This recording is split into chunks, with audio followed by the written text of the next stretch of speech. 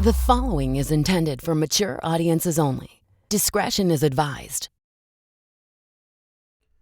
Thank you so much for downloading this episode of So What Do You Really Do? The podcast where I, your host, Deadair Dennis Maler, speaks to artists and entertainers about their day jobs. And on the program today, talking about his day job and talking about his chosen form of art form, comedy, is my good friend, Niko Lukoff. And I had to hesitate there because while we are friends, it is still virtual. Another pandemic friend, who I still have not met in person yet. I've actually met a lot of my pandemic friends face to face. He is not on that list of it. Not yet, at least. There's hopefulness that Niko and I will get together and hang out and see each other and confirm that we do, in fact, have legs. In fact, we spend a good portion of this show talking about the people who we ran into from the pandemic Zoom world of comedy, who we ran into in person over the past however long it's been. Because this one was actually right after, recorded this episode in December of 2022, right when I just got back from Toronto doing the Far From Here comedy festival out there. So I was riding high on my friends from the internet. And now I'm 2 months away from, almost 2 months, February, March, no, more than 2.5 months away from my trip in LA, where I got to see more of my pandemic friends in person and got to see one of my favorite comedy shows, podcast recordings, Hollywood Babylon with Kevin Smith and Ralph Garman. Even got to meet Ralph. So yeah, I wish I was still riding on that high. I still wish I was riding on the high of how much fun and enjoyable LA was for me. But here we are, working. In fact, I gotta slow down. I gotta talk softer. I have to preserve my voice. I'm making a career change, which we will talk about in an upcoming podcast episode. I think I've already teased it before in the other intros, where my new career is. We're working for Boston Duck Tours. I'm still right now, as recording this, in the practice tour set. Still doing my training, and we'll be doing live tours with people soon. But y'all, my voice ain't holding up. It's so weird that I've never lost my voice ever, and now I'm feeling a little bit of strain. It's getting a little hard to talk after 2 or 3. At most, I do 2 tours a day practicing, 5 days a week. I've had to pass 3 days off, and my voice is still a little weak and whatnot. And I'm very boisterous. I used to work in a nightclub, talking, shouting all the time to have to get anything done, and never lost my voice. And I guess 10 years later, your voice needs a workout, or maybe my voice is just losing all its strength like the whole rest of my old body is. But there's going to be a lot more about the job coming up in future episodes of the podcast. So make sure, if you're listening for the first time, please subscribe on whatever the network, interface, platform, app, however you listen to this podcast. Do me that favor. Go ahead and subscribe. And if you're coming back because you liked an episode previously, do me a favor. Leave a comment out there, please. It helps me and all my guests. All it would do is expose this podcast. The more people hear the podcast, the more they may potentially follow and like my guests, and that will make their careers that much better. So thank you for being here, and thank you for doing those in advance. But anyway, going back to Niko. Niko's job is he sells parts to beer suppliers. Like he sells parts that he talks about. It's very intricate stuff. It's equipment, it's technical, but it's still beer and other food safe grade products that he does. And it was very interesting how he got into that, because we knew during the pandemic that he turned around as being a salesman of some kind of beer parts. But I didn't know to the extent of it. So we got into it, and just how he turned a hobby into a career. I mean, that's kind of what this whole podcast is about. Doing the things that we have to do during the day to support what we want to do at night. And if you can do what you do at night during the day to support it, then that's a win-win. You know what I mean? That's what this whole thing is about. That's what we're all trying to strive to do. Everyone who comes on this podcast, that's what we're all striving to try and do. So please enjoy my conversation with beer part salesman and comedian, Niko Lukoff. My daughter did run in one time during a Zoom show and just say, "Dad, would you be quiet, please?" Because I was being pretty loud and I was in a different area in the garage. And then I mute myself real quick. I'm like, "Shh, go outside." And then I come back. I'm like, "Did everybody just hear that?" I'm like, they're just laughing. I'm like, I can't follow that. Your kid comes in and is like, "Dad, shut up." Crunch. That is exactly what happened. Yeah, I'm lucky. All I have are a couple of roommates who know not to come down here and bother me here in my basement studio. And of course, I have my dog, Nice. who is named Sister, who is the perfect podcast puppy because she just sits right outside the door and just chills out, sits in a little bed Nice. and waits. Occasionally, she'll walk in and sit under the desk, which she'll shove me out of the way. But other than that, I'm lucky that I have no real issues recording where I have to quickly mute myself and turn and be like, "Shut up."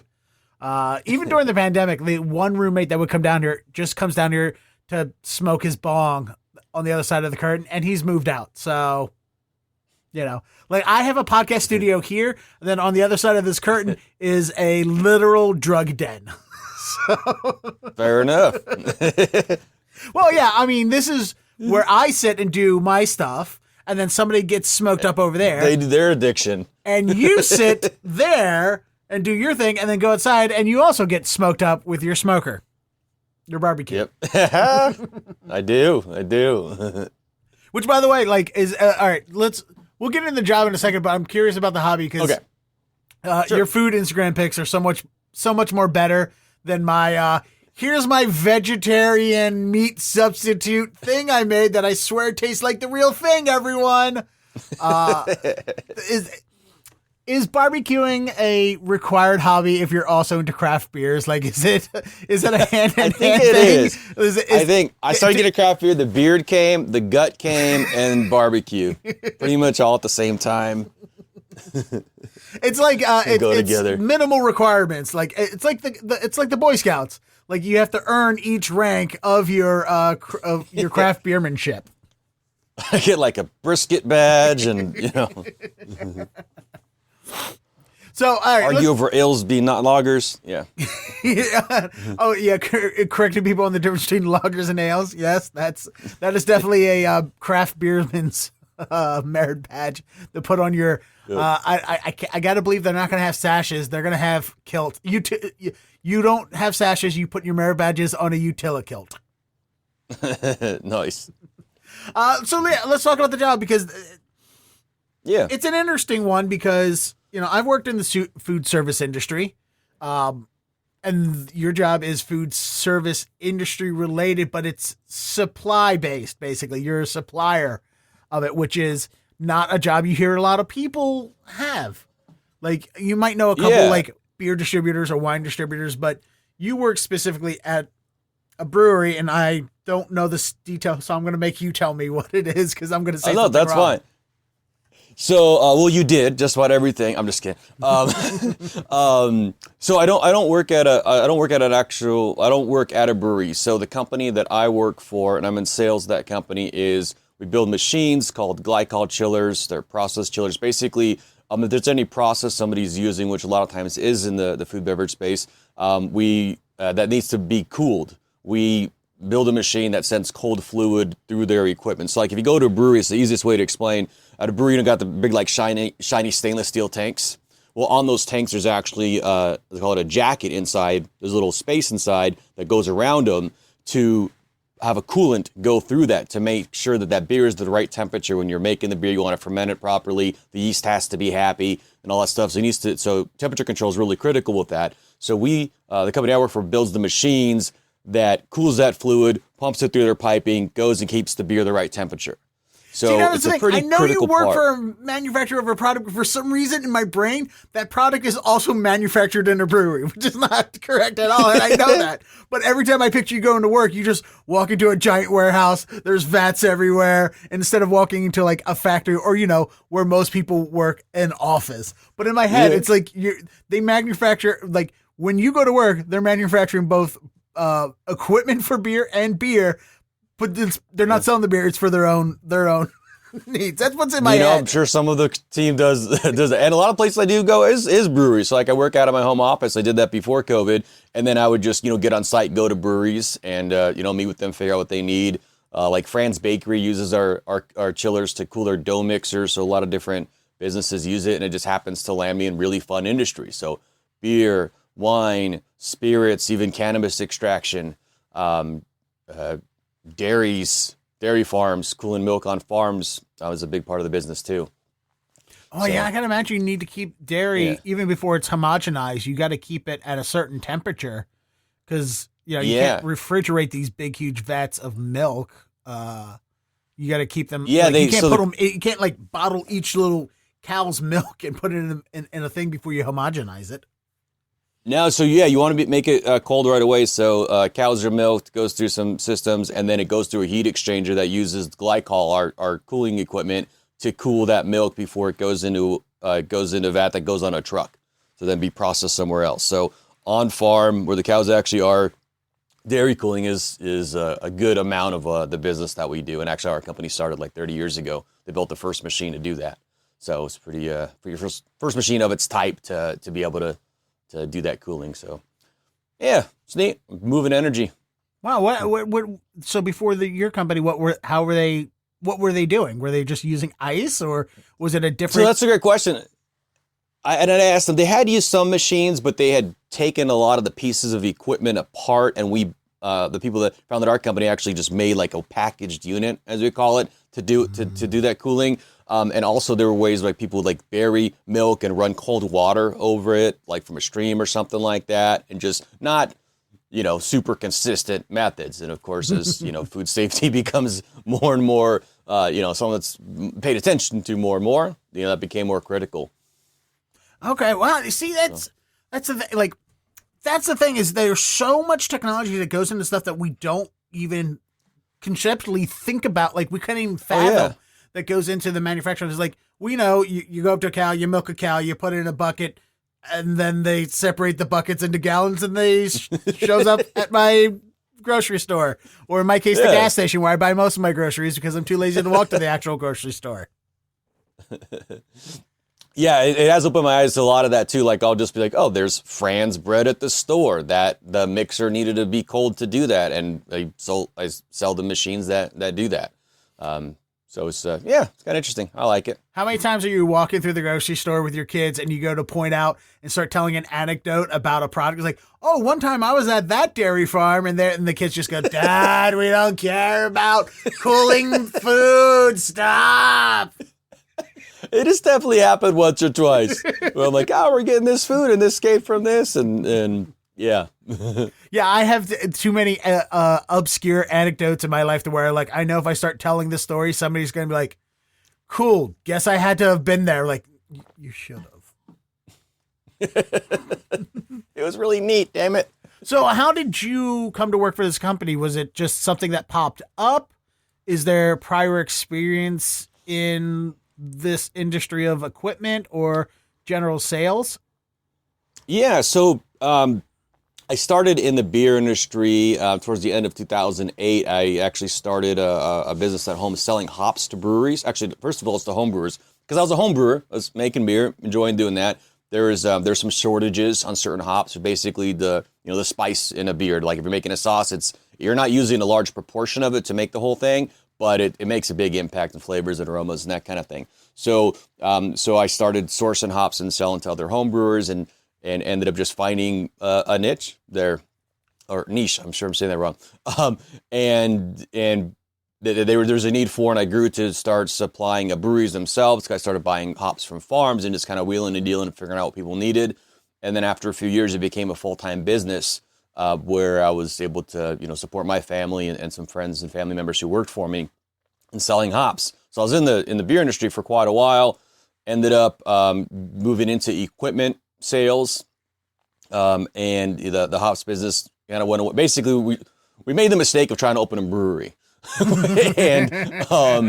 and I trusted the wrong people. And a guy in his outfit scammed us and a bunch of other people. He's actually supposed to go to court pretty soon. And the stuff they needed to us is, quote, civil in a way that, like, we're not going to get anything back, but he's since, basically was taking deposits for equipment and saying, hey, I'm building this machine for you, or order this piece from this company over here for you, whatever it was. And he'd take that money and just scoot it over to another project and not actually do the things he was saying. And him and his wife were actually in on this whole scam. So they were just taking money from people who were like passionate about the business they were trying to open. And then that put us out of business eventually. Oh, that sucks, dude. That sucked. Yes. Yeah, that was sad story. Yeah. Well, sorry I brought up the subject of we're going to have a happy fun time. Like, hey, remember that time when you lost your business and all your money and your wealth and you got scammed by a dude? Anyway, sad violins. But, so tell me about the hop selling business. Were you Sure. farming hops, or were you like a middleman between farmers and people who needed hops? Yeah, I was the middleman. I was sourcing it. So I would go to farms. Also, a lot of times what will happen is a brewery will contract to purchase a certain amount of a variety, and they don't always know how much hops they're going to actually use, but they're using that to forecast and tell the farms and distributors, how much they're going to need at some point. Sometimes they end up having excess on their contract that they don't need, and they'd reach out to me because they knew that I could usually there's a chance I'd find a buyer for whatever they had excess of. So I would pay attention to who had what and just kind of wheel and deal and move and get people the varieties and things that they needed. And it was pretty fun. It was fun being in the industry and being a part of an industry where people were just really passionate about what they were doing. And I was because in fortunate to turn it into something successful. 2008 was definitely before the big, huge craft. In my opinion, I think, maybe I'm wrong on timelines, but 2008, when you were doing that, that's just before this big, huge craft beer boom, and doing home brewing. Yeah, it was in going 2008. up for sure. Yeah, that was the beginning of the bubble, 2008. But also home brewing then was pretty difficult in 2008. I tried home brewing, I want to say, prior to 2008. Which, by the way, up until a few years ago, I still had a 5-gallon vat of home brewed porter sitting at my parents' house for God near 20 years, almost like 15 years. It just sitting there. I never got to the bottling stage of it. So it just sat in this thing where I kept saying I'm going to get it done and just obviously never. And then eventually my wife or my sister's husband dumped it out in the yard for me because I was living here, and I was like, all right, I guess I'm never coming back for that beer. But yeah, and you were never going to do it. You were never going to dump that. So I'm glad somebody did. You could, when I homebrewed prior to, I'll say I was 23. That's probably what age I was. So that would have been 2004. And in the state of Maryland, there was 2 places that sold brewery kits. And by kits, I mean, you had all the stuff in one box, but they had a couple boxes of prepackaged stuff, but they were still you still had to kind of figure out measurements and all that stuff. So there was 2 places in the entire state of Maryland that you could get the brewery kits from, and none were in Baltimore. The closest one was 45 minutes away, so I had to make that 45-minute drive, buy the kits, buy all the 5-gallon things that didn't work. They leaked. We lost a whole batch. We had to go back, get a new one, reseal it, do the whole thing together, and it was still prior to just after we made that. That's when they started selling at Walmart brew your own beer kit, where it's a tiny little thing and a gallon at a time. Yeah, it's a gallon at a time, but it also is definitely, it doesn't have this. It's more like the brewer's version of Easy Bake Oven, where it's everything is perfectly done and it still comes out fine. Mine still had sediment at the bottom, all that stuff that would settle at the bottom of the bottles. So 2008, what got you into home brewing that early in the interest of craft beers? So I started actually by making mead. We had some friends that were in the SCA. You might be familiar with them, bunch of nerds that go in the woods and camp and have their whole system of hierarchy stuff. LARPing. And we got, my wife and I got involved with it a bit. We had some friends that were really, really into it. And then we just heard, we're familiar with mead and been like, that sounds like a fun thing to do. So we made mead together, and it was really fun and tasted great. And then I realized that beer is faster to make. And then I went, I can make alcohol quicker. That's kind of cool. And it was just fun. It's just a neat outlet of a way of, creativity and thing to do. And I don't want to let you in on a secret, but you can get alcohol really quick by going to a store and buying it. It's already made. I've since learned this. I have no homebrewing equipment anymore. And whenever someone's like, is that hard? I'm like, I will be happy to tell you how to homebrew and point you to a couple of websites of great places for resources and things to buy. But I'm just not doing it. It's just so much cleaning and so much stuff. And it takes so much time. I'm not great at balancing the time with other stuff that I do. I'm just gonna go and support those making the product. Yeah, even when we were doing it, you literally had to make a kegerator. No one sold one. Oh yeah, you had to find it was almost like trying to find the anarchist cookabist. Yeah. Well, you have to find the products to make it. You got to go to Home Depot. You got to hope you can find a small refrigerator that's the right size that can hold a keg or even a party ball. You get, and then of course you have to distribute it to different containers, but you had to find that. You had to go to Home Depot. You had to search around on the dark web like you're looking for the anarchist cookbook to find directions on how to make a kegerator, or just hope that if you drill a hole into this refrigerator that you bought at a yard sale from some college that everything was going to be okay. You're not going to pierce through some coolant and get sprayed in the face with it.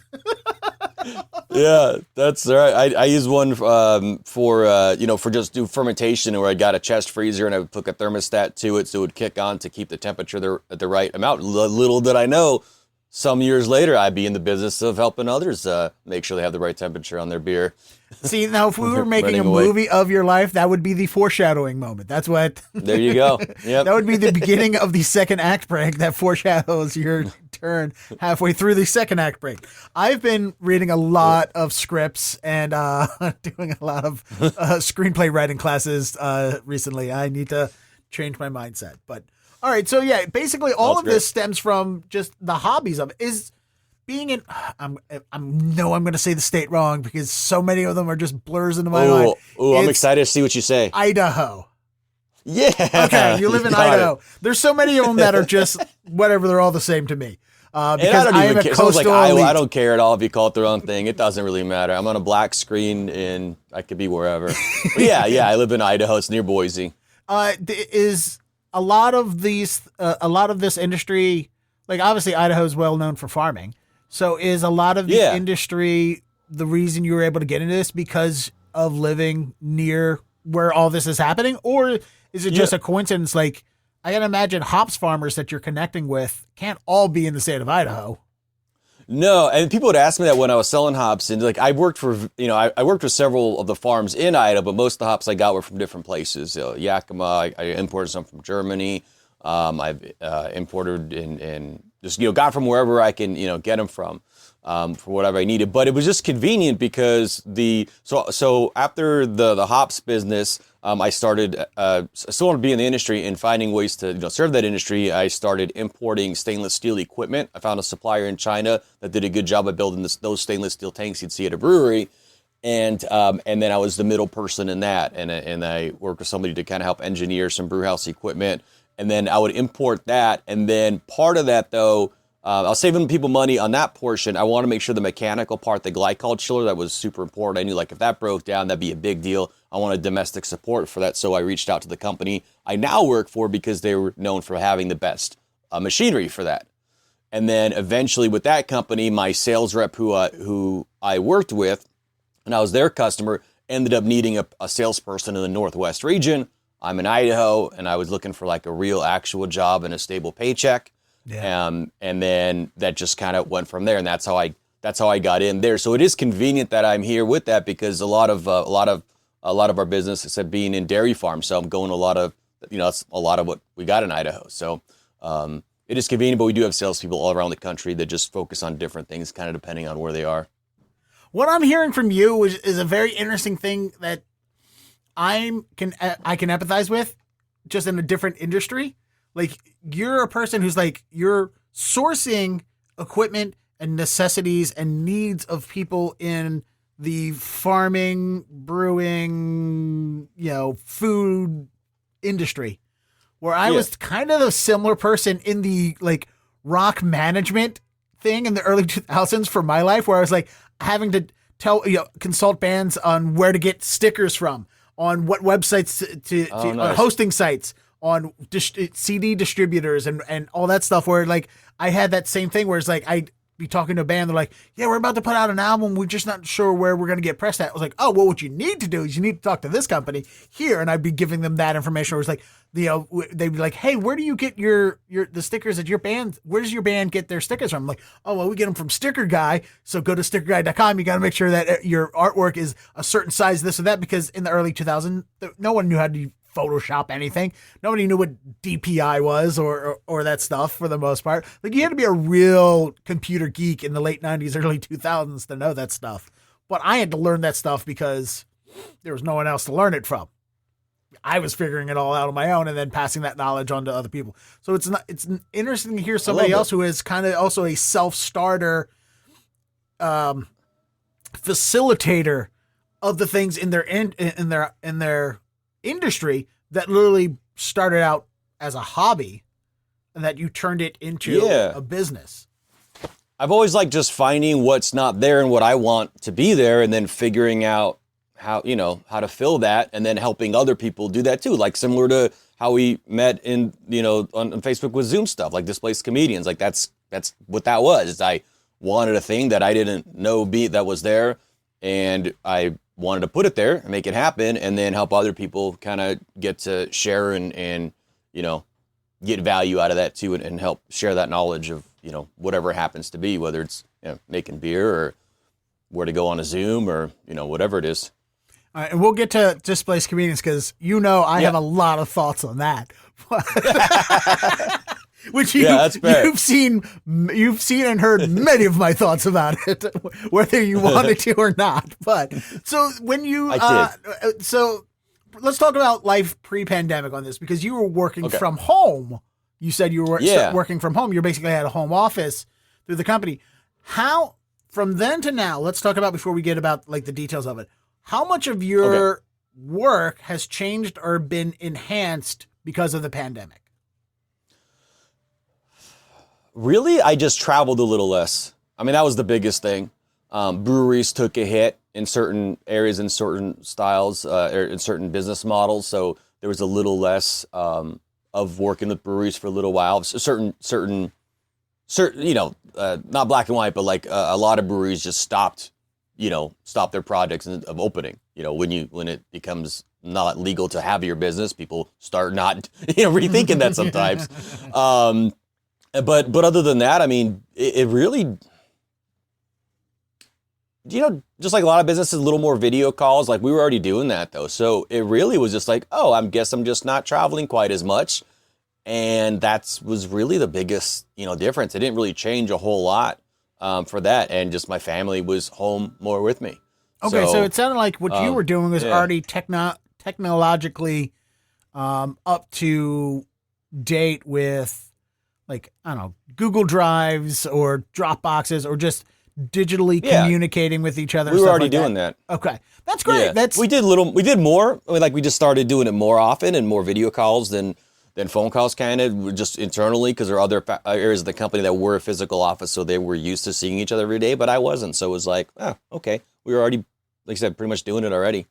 Yeah, it's fun for me to try and see which companies or which industries were capable of doing the the video home work from home lifestyle switch because of the pandemic, and which industries and companies were not. Because I knew there are plenty of people I knew that worked from home prior to the pandemic, but the way they worked from home was vastly different than the way they worked from home after the pandemic. Some people, and some like you, are just like, no real big change. We were already doing the things that we were doing. We were already up to date to it. Like, the day job I had just picked up prior to the pandemic is I started doing video conferencing for a law firm. So literally every day, me and a team of 6 guys would set up and execute anywhere between 15 and 80 video conferences a day, hybrid meetings a day. and none of them were on Zoom. They were all on a proprietary. WebEx was our main thing. We use a couple other things here and there. We use some proprietary stuff, but honestly, that job prepared me for the pandemic better than any other job I could have had. Like, one of my jobs in radio was remote broadcast engineer. So anytime we wanted to do the radio show from outside of the building, and I would do almost 300 events a year, somewhere between like 150 and 300 events a year, something like that. Of anytime a radio show wanted to do their show from outside of the building, I would go set up and do all that tech. And I'm well familiar with that, but that's all audio. Now we're switching into video. I'm jumping into a video job. The only reason I knew as much about Zoom as I did is because I spent 2 weeks in the office by myself when they sent everybody else to work from home, learning Zoom, knowing that they were going to switch to this because the employees kept asking for it. Like, we had much better technology, but everybody wanted virtual backgrounds. I want to look, everyone. I'm in France. See, Eiffel I Tower. remember caring about that. I remember giving a shit about having a virtual background. Right? Without I don't a green anymore, screen. but I used to. Look, guys, you're all at home. I'm at I'm at the beach. See, it's the beach. I'm at the beach. Ugh. Honestly, and so what they did is they finally gave them Zoom access, and they said the AV department, which we were a third-party company, like the AV team, has nothing to do with this. If you have any problems, you need to call IT, and we're giving you all access and control to yourselves. And I would still get calls, nonstop calls and emails from people like, I need you to help me with this Zoom thing. And I'm like, I'm not allowed to. I was expecting to actually have to train and teach 300 people how to run Zoom. And luckily I didn't. I would field calls. Nice. And of course, all the calls were the same thing. They would call an email about something else. Like, oh, I'm having trouble logging in. I was like, okay, cool. And then you talk to them and they're like, also, how do I do a virtual background? It's like, no, shut up. No, nope. That's what you want. This is not a toy. This is not a play. You're here to go over your legal briefs or whatever it is that you lawyer people do, right? You're not here to like, France, space. I'm in space. Look at me. Ugh, I hate it. The amount of Zoom calls that I would get on with somebody and be like, space. Look at me. It's my cat, guys. Look at a picture of my cat. Look how big my cat is. Like, ugh, I hate all of you people. But so it's nice to see that your company was already well ahead of doing all that. Yeah, because you're especially my role. Yeah, because like you're dealing with farmers, you're dealing with people who work with their hands, people who build things. Who, no offense to anybody in that industry, the stereotype is they are Luddites. Did you like during the pandemic? Was there at least one farmer where you like he's zooming from his iPhone for the first time, and you're like, "All right, Jebediah, you need to turn the camera around so I can see you." Was there any of you having to play unintentional tech support? We've definitely helped on some meetings, but honestly, most of the farm stuff we just get on site. But we did definitely have some video calls with people that had to help a little bit. But most of the farms, and it was interesting too, just seeing who did different stuff, like who's wearing a mask and because dude, you go to a dairy farm, no, they're not going to stop. No one's going to stop having meetings. They're not going to stop. They need to make sure these machines run all the time. And that's one of the reasons we stayed open is, because all the businesses that were considered essential, where we cool a good portion, I think it was half or a little bit more than half of the milk on dairy farms in the country, which is actually kind of cool to learn when that was happening. But yeah, we're still getting out there and getting into it. But yeah, there were definitely some times on video calls that were kind of tricky and kind of funny to have to explain to people. So that's an interesting. You're somebody who was in, I'm assuming, both sides of the cautiousness of COVID. Yeah. Where you're with comedians, we are all, for the most part, like at least, especially the people who are doing Zoom comedy were very conscious and aware of COVID. The people who thought COVID was a myth usually either quit comedy or is just waiting around. They refuse to do Zoom comedy. The ones who are like, I'm not going to wear a mask in public and I'm not going to get on Zoom to tell jokes to nobody on mute. Like, those are the same, like, those are two very different polarizing people. But I got to imagine the industry of people in the Midwest, the Pacific Northwest, that territory where you're at, are people that are like, I don't have time to slow down, put on a mask, and worry about this COVID thing. I still have to do my job. So where was was it uncomfortable for you? Like when you still had to show up to places and you're wearing a mask and, they're giving you that look like, like, oh, come on. I try to read the room a little bit because I got my vaccination stuff. I wash my hands. I wear a mask in places that say you need to wear a mask. But if other people weren't, I generally just kind of didn't make out with them as much. Like that was, but I'd go into an office. It was kind of weird sometimes. I would go in an office and I wouldn't know right away. Like I figured it out pretty quick, but initially I didn't. I'd open the door and I'm going in with the mask. No one's wearing a mask. And they're like, oh, we've all got COVID already. It's okay. You don't have to wear that. Like, oh my gosh. And there was a couple times where I still wore it, but then I got to the point where I was like, I think I had it too originally when it was early and blah, blah, blah. And, I'm not aware of having gotten it since, but I was worried because I was actually when that week when kind of COVID just, really hit where they're like, hey, don't go anywhere. I was actually in Seattle for a trade show that was canceled because of COVID. But I still made the flight to go visit some customers and do some things there. And just a weird week where everything, and it was in Seattle where a lot of, at the time where we thought a lot of the stuff had started, So it was weird going out. And then, at that time we weren't wearing masks. We didn't really know what was happening. And then after an open mic, going to a bar that usually was like a big hangout and there was just nobody out. And then we're like, oh shit, this is weird. This is actually happening. So all that from that till now, yeah. It's also interesting going to different areas. Like when I drive somewhere, depending on if I was in somewhere that was a little more conservative kind of area or a little more known as blue or liberal or whatever, that obviously was someone that, wearing a mask or not. So I would, 1 hour I'd be somewhere where no one was wearing a mask and then a couple hours later where everybody was.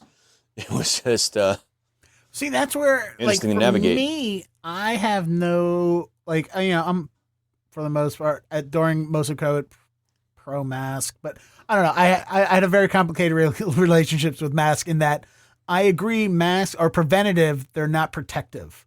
And so that's where I came from. That was the stance that I was like, look, if everyone's wearing a mask, then the person who has COVID is less likely to give it to us. But if I put on a mask, it's not going to protect me from other people not wearing the mask, Yeah. And also... most of the mask, like when we were still unsure if it was airborne, and I use it, finger quotes, not to be sarcastic, I use it to be very specific to the word airborne, because that is a very specific detail of how things are passed on. And wearing a bandana on your face wasn't going to protect you from an airborne virus. Like before we knew it was airborne, or before we knew it was not airborne and we were concerned with it, a gator sleeve wasn't going to protect you.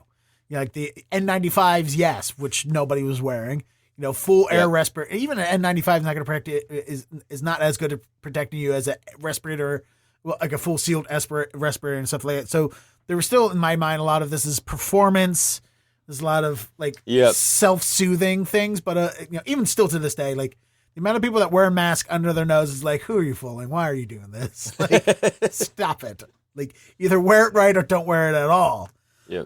But I during the pandemic didn't have much of a fear of getting it and not surviving. Like I have heart disease, and so technically I'm immunocompromised. I think I'm just what it is. I'm too depressed and suicidal that I was like, if I get it and die from it, cool. I just don't have to write a note. I think that was my thinking. But I was always more worried of passing it on. Luckily, I don't have anybody around me that's, the problem. You had a family and kids. Was that a huge so that was concern? my big concern. That was a bit of a concern. There were some moments in my job where I had to talk with my wife, and I had some talks of like, okay, I'm being asked to go to I went to a trade show kind of in the middle of it, but it was one where they had limited people there and everyone was supposed to wear masks, and most people did. But it was like, okay, how do we do this? And it's, similar like to myself, like I wasn't super worried about myself, me getting it and dying from it, but I don't want to spread it or to anybody, because I'm, if I'm flying places especially, but also, don't want to bring it back to my family. I got, young kids and I don't want my wife or my kids to get sick from it or get it to anybody else. I had this thing that I'm like, man, it would just be, asshole traveling salesman brings COVID. That would be the thing. like, wouldn't it be just like, he just had to go out and freaking try to sell something, and then he gets people sick. I was just like, this. You had to go out and sell your beer cooling equipment. Yeah. You can't just let people buy koozies and let them get away with using koozies to keep their beers cold. No, Niko. Most customers got it, but some didn't. They were like, "Hey, can you come here?" I'm like, "Do you know what's like what?" Like you, and then I still did make some of those trips when they were like, "We're pressing about it." And then, comedy spots were different just because, I'd go, for a good while, I wasn't going out and doing comedy when I was traveling for work. But then, it's like, where you're wearing masks and what places are requiring what. And now I just kind of go do whatever. Yeah. I mean, if there's anyone who Zoomed from more hotel rooms during the pandemic, it's you. Like, I don't know anyone else. A few times. Yeah. So when into working in this traveling industry of food fabrication equipment, did you start doing comedy? So I had this job for about 7 months or so. And I think like a lot of people who start doing comedy, for the couple years before it, I was thinking about it. I was writing stuff. I was making little recordings and sending it to my friends, so I have no idea how they still talk to me. They were so bad. I just knew that there was an open mics. I just knew that there was like 3 or 4 minutes. That's all so I thought it was like 3 or 4 minutes to get to a punchline. And I love telling people that. That is the shaggiest of shaggy dog jokes. If you're doing 3 to 4 minutes and then they were so bad. I'm like, here's a story of this stuff. I'm like, they're like, well, there's got to be a payoff. I'm like, well, here's the payoff. I didn't get. They were saying like, I'm telling you that because there isn't. Because stuff just goes over my head, all that kind of stuff. And then luckily, eventually, I feel like I figured out at least what you're supposed to do. But then, and I was one trip going to Portland. I just thought, you know what? If on this trip, I had a couple stories I'd been thinking of that I wanted to do. And on this trip, if I get an opportunity to go do comedy, I'm going to do it. And then I was having lunch, and I was kind of wrapping up the day. And I was kind of doing a late lunch, early dinner deal. And I went, you know what? If I find somewhere tonight to do it, I'm going to go out and do it. And I just Googled, on my phone, comedy open mic Portland. And there was one at a place called Helium. I'm like, I don't even know what a Helium is, but I guess that's a place. It's a gas they fill happens. with balloons. They fill in balloons. And then I went, I'm gonna do that, and then and that's the first night that I went out and did comedy, and it's neat because I really like combining my job with it because I think there's a lot of, especially in sales, you're connecting, you're just being with people, and some people would take their customers out bowling or out to do whatever event they want to do. And I, since this, have taken them out to comedy shows and open mics and different things like that. So my first night, I actually invited and took out distributors of our equipment they'd sell other brewing equipment like I had prior. No. So I was going to ask you if your first open mic was out of town in front of only strangers, so you didn't have to live or remember that regret. No, you took clients to an open mic, your first open mic. Oh no. I mean, it was a different town, so it took me a while to get the guts up to actually do comedy in Idaho. But yeah, my first open mic, and I had just met these guys. We'd emailed and done phone calls and whatever prior, but we had just met that day, and so I'm trying to support them in selling our equipment, and these guys Mike and Don, and I just texted. We had made plans loosely to have dinner that night, like we're gonna do something. And I kind of knew what I was going to do, but I didn't want to tell them right away. So then I texted them. Oh, no, you surprised open mic them? Oh, yeah. God, this is the horror story of my nightmares. Oh, God. So I text them. I'm like, hey, guys, I know we're going to meet up for dinner. If you still want to do that, this is where I'm going to be. If you want to go get dinner, there's doing this thing at Helium Comedy Club. There's an open mic. If you want to go check it out. We'll buy you dinner. So part of my job, I get to, kind of wine and dine a little bit, and take people out. Sometimes take people, fancier places, but, it's just having a good time. And they're like, yeah, that sounds great. We'll go to Helium. And I actually bought them. So one of them actually has a ticket that says Niko Lukoff Helium $5 on it, like a ticket. It was a ticket, just me buying a ticket. I didn't know that they were going to be able to get in for free by being with me. So I bought a ticket for them originally online already and got that to them. Niko Lukoff is just being my name as the person buying the ticket, not as actually being on the bill, but that was fun. So they show up and I'm like, yeah, I'm gonna, so that they get there and I'm like pacing outside and I had already signed up. So I already found out that I got on the list. So I just go like, here's our company card, go sit down, get some food, get some drinks. I'm going to be pacing out here for a while. You guys wait inside because you're going to see me try stand-up comedy for the first time. Oh, God. This is... dude, you don't understand how much this story is making me cringe and curl up. I love watching you freak out. This is so good. It's a nightmare story. This is the worst story. So please continue. It gets worse. Don't trust me. I don't think it's gonna get better. And I got a standing ovation, and they signed me to Comedy Central. I know how the story's going to end. That's why I'm so uncomfortable. So it was. So as you know, most open mics aren't like a packed comedy club with a hot audience. Most of them just a bar where all just talking to each other, happen to be taking turns holding a microphone. But this was a packed room known for having a really good audience. And I didn't really understand that at the time, what the differences were. The first open mic I went to, I was in had a green room at a nice club. The next place I went, I'm like, hey, where's the green room? They're like, you're not going in the green room? Are you crazy? The next one I went to there's a room. And it was at a club. So the next one one of the next ones I done at Spokane Comedy Club, it was funny because I was asking about that. They're like, there is a green room here, but you're not seeing that for at least a while, if ever. So they go sit down and I'm pacing back and forth. And they had told me I found I had 3 minutes. For some reason, I thought I had 5, and I freaked out thinking I only have the stories. When you start, you're like, oh, this story I have to get to the end, and it only works if I have 5 minutes. Yep. And I did not have 5 minutes. So I go in and I the host, kicks it off, and it's funny because I had introduced myself to him, and his name's Shane Brennan. He recently just won Portland's Funniest Comedian, recently to now, not back then. And he, I was talking to him, and he's like, "Oh, is this your first time here?" I'm like, "Yeah, this is my first time doing comedy." He's like, "Okay." And then when he does his set, and I'm like, he could have been doing this without me in the green room, but I just felt like he was kind of queuing me up a little bit. He goes, by the way, to the audience, if you made people at work laugh around the water cooler, you watched the Netflix special and think you could do it, and you try this for the first time, maybe don't do it at a packed comedy club in front of hundreds of people. And I'm in the back just going thank you so much for doing it. It was a perfect setup. So then... Is he talking about me? Yeah. So when I went out, it was funny too, because I was like, when do I go out? And the next comic's like, when they call your name, that's when you walk out. I don't even know the mechanics of any of this. So then another comic went up, and then they introduced me, and I went up, and I got to play with that a little bit and be like, well, I think he was talking about me. So he just described me at least. Let's see how this goes.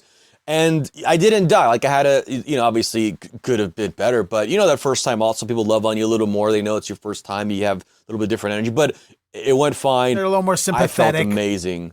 Yeah. And it's all connecting and just, I feel like you got a few minutes to make them fall in love with you. That's the whole thing. We're doing this together.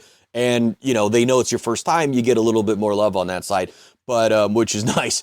I didn't do horrible, didn't do great, whatever. Talked, didn't die. But when I got off that stage, man, the electricity through my veins, I felt incredible.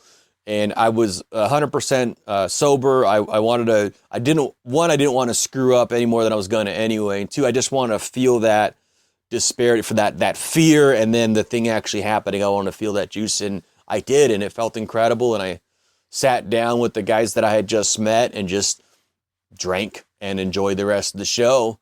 And then at the end, the last comic, Adam Posse, who had just won Portland's Funniest Person, so he was closing out the mic with a little longer set. He talks about living in Samoa, and part of my set, I talk about getting sent away as a kid for getting in some trouble, and I got a tattoo. I had a tattoo on my leg I lived in Samoa for a little while. When I came back, I took some artwork from there and I got a tattoo on my leg about it when I got home. And then I saw Adam, who's half Samoan, and he talks about that in his set. He's, at the bar in the back, and I introduced myself, and he said some nice things and gave me some feedback on my set, which is cool. I didn't know he had seen it.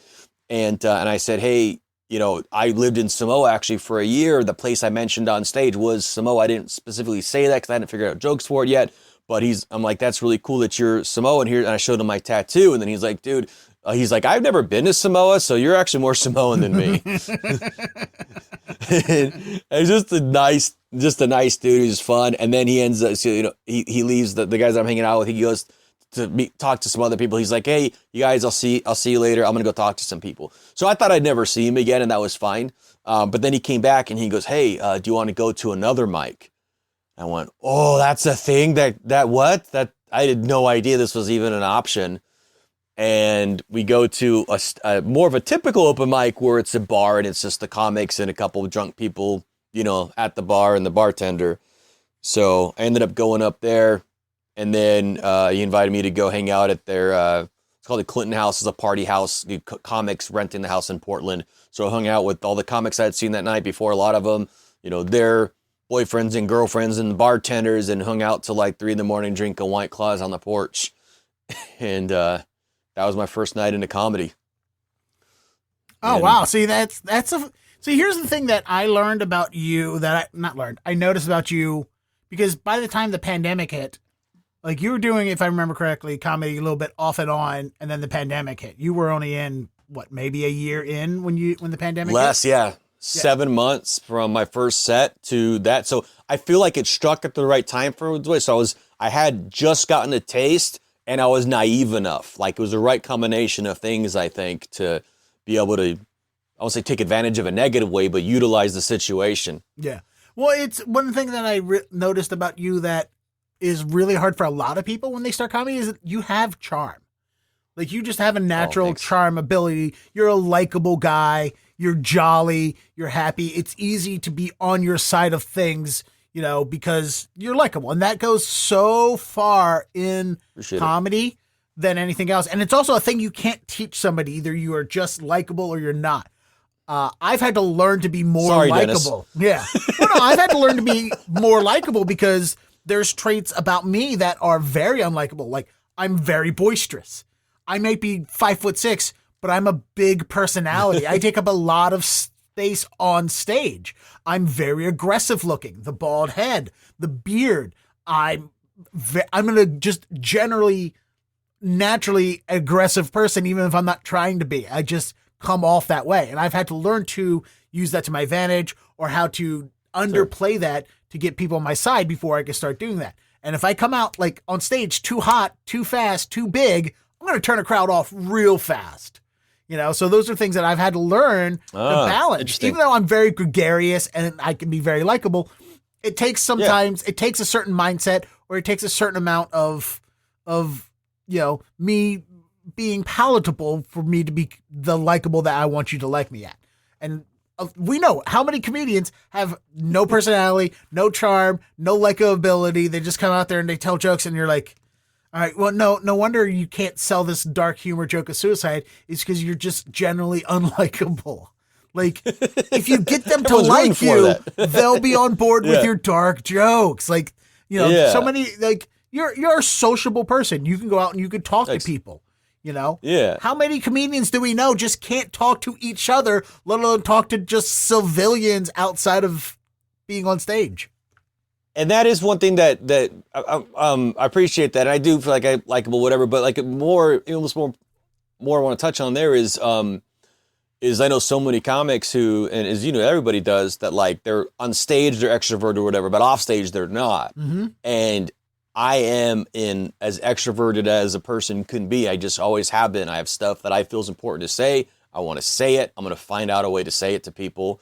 And I just like going out. So like when I was at, the first, while when I was having this job where I could hang out in a hotel room and watch Netflix and just chill at night, do a little bit of work, but just like this is pretty cool. And so I had to go find a thing that was stressful and difficult to go out and do. Like one of the things that a lot of people find to be one of the hardest things to do, just because I wanted to have that outlet, and that's what that's given me, and that combination of that and balance of bringing that together and bringing that experience. And I don't say schmoozing, it's not a negative way or non integrous way. I don't think integrous is the right word, but legit ways is taking basically what I'm saying, taking customers out and doing stuff and connecting that way, and it's a legit way to do that, and I really, really enjoy it. Yeah, and there's a good way and a right way to like charm people, and there's also a sleazy way of doing it. And you don't you never stroke me as the sleazy way. You know, I've worked with way too many people that are like, hey, they're cool, and they're what's the name of the guy from Die Hard that ends up telling Hans Gruber that that piece of shit. Yeah, that guy. Like, we all know who you're talking Ellis about. Is his name. I've met too many Ellises in my life where they're like, yeah, I'm cool and likable and everybody likes me, but I'm really sleazy about it. Like, there's too many sleazy salespeople out there there is. Yeah. Like, even if they're not salespeople, just like, boy, do I know a lot of sleazeball comics too.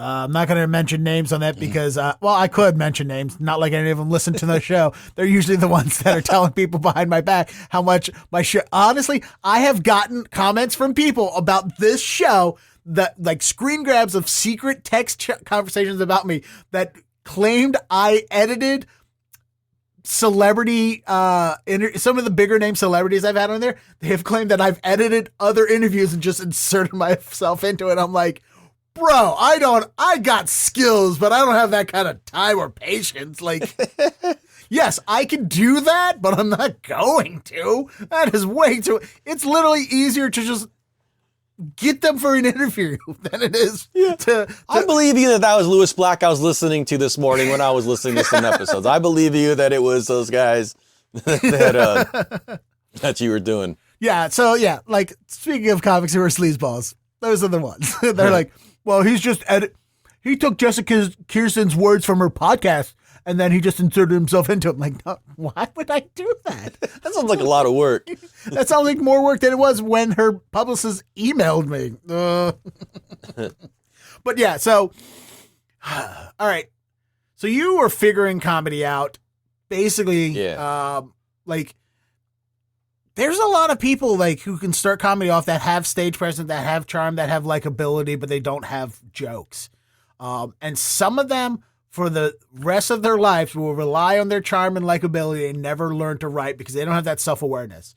You definitely did have at least self-awareness for a while where like, hey guys, can I make this better? Oh God, how do I? Because at least I've seen you try. Constantly. Like we've talked about, you know, in our open mic Zoom hangouts or writing sessions or whatever, you know, I can hand it to you. Like, somebody gives you a suggestion, you at least use it. The amount of people that I see that they have a joke that doesn't work, someone gives them something that works, and then they still don't use it because of pride, ignorance, hubris, whatever it is. That I just want to get better, however that comes. And if I get feedback, I love getting, that's one of the things I like about Zoom and kind of miss about Zoom is it's so easy to give each other feedback. So like at live stuff, you know, friends will be, but it's still awkward. It's a little more awkward because you're all hanging out afterwards and you still, you know, still share tags and stuff, but it's so easy during a Zoom to be like, oh, you know, Dennis, he said this thing, and then I'll just type in, you know, a notepad or whatever, one note real quick, and then later, if we don't already have the relationship or not, I'm like, hey, I thought of some stuff during your set, mind if I send it to you? And most people are like, yeah, and then, you know, no, yeah, that sounds good, and then I'll send something and vice versa, and I do kind of miss that a little bit, but yeah, I just want to get better. And if someone gives me a line that I think is horrible, I might not use it, but at least I want to soak it in. It's not going to hurt anything to hear it. Yeah, there's definitely, I get a lot of good lines like that. There's definitely more comfortability doing suggestions on Zoom than there are in person. I don't know what it is. Like, it also helps. It's like, while somebody says something, you can just put it in the chat and boom, it's there. You know, it's so easy. Whereas like when you're on stage live in person, you can't just be like, maybe you should say this. You can't do that immediate in the middle of the thing. You can kind of throw it in the chat and then there's a record of it. But yeah, there is like, even to the point like now when, you know, I've been doing comedy 12 years, 14 years, 9 years. I have no fucking idea anymore. Somewhere around it, somewhere over a decade. And I rarely ever give unsolicited jokes because I just know how people are about it. Usually what I'll do is if I'd use more of, what I wrote for you. I'll see how I can create a new joke off of that. Unless we're specifically talking about suggestions or writing sessions and stuff like that. But even in all these years that I've done it, all these writer groups I've done, it's still kind of uncomfortable to look somebody in the face and go, hey, maybe you should say this. But I always try to go analytical on I had a really good, I was with a really good group of people as a writers group that we met weekly, and we focused on structure more than anything else. That's where we realized, that was what was beneficial in our group, was talking about why this doesn't work and why this might work, or this is why it's working. Like, we'll give compliments on why it's working and try to say why it is. That way we can understand when we want to change it, or when we apply it, that methodology to another joke, we understand that. And think of that to do that more frequently too, because this is why it works. Maybe my next thing I'll think up. Because most of the time writers groups are just, their suggestion is, this is how I would have told the joke. And it's like, that's your perspective, that's your point of view. That doesn't necessarily work for me as a person, but also your written version of the joke structurally is just the same format of the joke, just different words. So, that's why I never found a lot of helpfulness in a lot of these, because most of them just boil down to, here's how I would add a dick joke in there, and like there's always somebody in that writers group that just has to dirty everything up. Like, that's all they know how to do, is turn everything into a dirty sex joke. Like, what you should do is talk about your penis. Huh? Right? And it's like, all right, Jason. In the last year or so, I've only done a few Zooms in the last year or so. I just very specific ones. Like, if it's this is a show I want to do, this is a friend's putting this on, I really want to just have fun on it. But when I've run my own, I've just been, hey, this has been my favorite way to do it. Hey, let's get 4 or 5 comics, and we're just going to do sets, and we're going to talk after each set. I did this a few times. I really enjoyed it. We're going to talk after each set just about the set and what we suggest to make it better. And we're not ripping on each other for anything. It's like, this is what I think could be better, or maybe this is a thing to do. And sometimes it was, a minute of feedback. Sometimes it was 15 minutes of feedback on somebody's set, just because, and I'd make sure to have some comics in there who, have been doing it for a long time. Like, I'd have Winston Hodges, I would try to get in there, someone who I really, trusted in and has, been doing this for a long time and does a really good job of it. And a mix of people who are a little newer, and I'm much newer. And then just, helping each other. And I really like that. And that's one of the big things I like. And as you know, that's kind of been my vibe that I've been trying to push on that group, is just help each other and make it kind of about comedy, probably. Like, that's my main core of it. I know we're going to go back to it, but I just want to slip that in. Let's bring up displaced comedians, because I do want to say, I gave up trying to be helpful after the second time I was attacked for telling comedians they should get paid for their work, and was attacked for it. Yeah.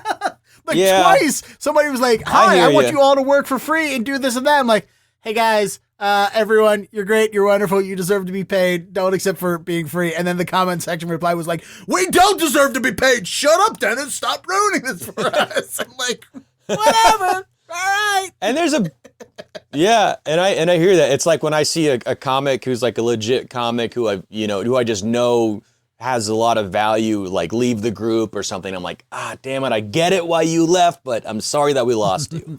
Yeah, I mean, I'm also, like I said, even in the written form, I'm abrasive. Even in physical, face to face, I just come off abrasive, and in the written form as well. So I don't blame people for they're like, hey, is this bald-headed, scary, Breitbark stock photo looking guy? Is he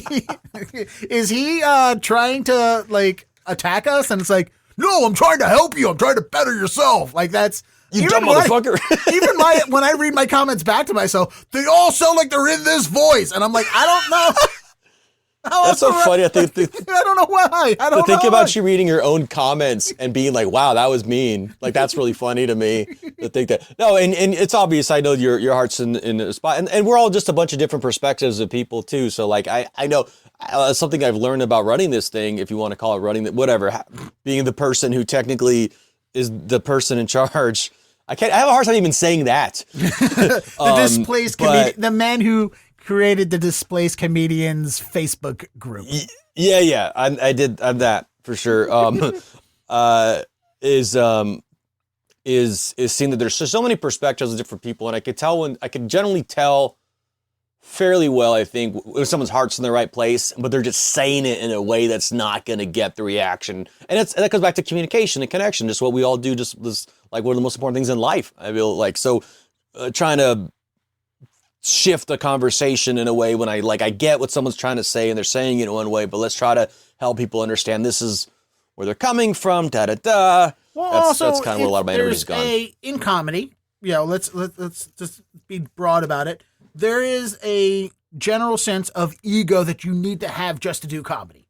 You need to have a little bit of an ego to be able to bomb on stage and get up and go do it again. There has to be something that drives you, and part of that drive is ego. You have to think, that either that it's not your fault or that you're going to do better. You have to be confident enough that in one of those two things to say that it's not your fault and I'm going to continue to do this, or I'm going to get better at this, and the only way to get better at this is go back out there and do it. So it takes a little bit of ego. So when you're in amongst a people who all have somewhere on the spectrum of ego, they're whether they're experienced or not, they have some kind of level of confidence in themselves and their own abilities and their own thought processes.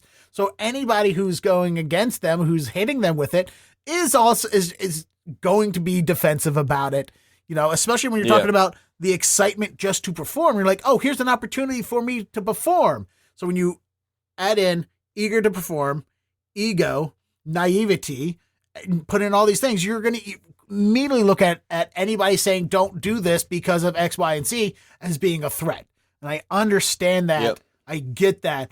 I guess I don't understand it, but they're get wrong. it. It's like, hey, listen to someone a little more experienced. I know you're excited to do this, but you're like, it's so hard to try. People are easily exploited. It's so hard to convince them that they're not being exploited. It's almost akin to like trying to talk somebody out of being in an abusive relationship. Like there's so many parallels for someone who is like, hey, maybe you should stop dating a dude that hits you, is very similar to, hey, maybe you should stop doing bringer shows. Like it's a lot of the same conversations.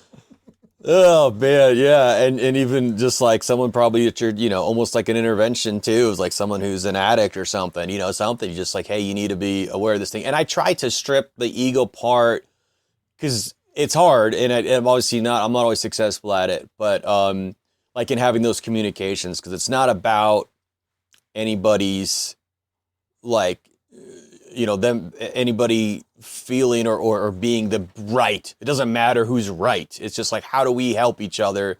And that's kind of what I've tried to form, which is difficult with a bunch of people many who are never going to go on stage in real life. And many who are, and just kind of everything in between. It's been kind of bananas. So let's go to the beginning of, now that we've told everybody that Displaced Comedians Facebook group is like, a toxic place of ego, is the literal pathway to hell of good intentions.